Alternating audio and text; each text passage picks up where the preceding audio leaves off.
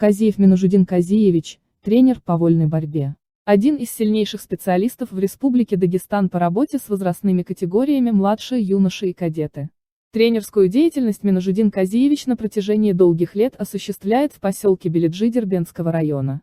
В прошлом году двое подопечных Казиевича, Адам Ремиханов и Умудбек Агаширинов, стали победителем и бронзовым призером первенства России, до 16 лет, в весовых категориях до 75 и 62 кг соответственно.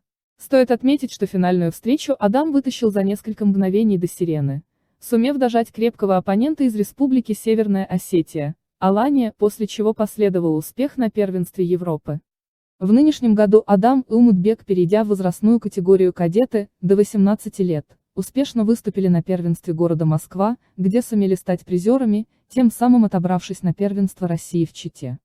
Напомним также, что под его началом занимались призер первенства Европы среди юношей Рустам Караханов и победители первенства мира среди юниоров Шамиль Мамедов и сын, Вагиф Казиев, ныне тренер сборной Москвы.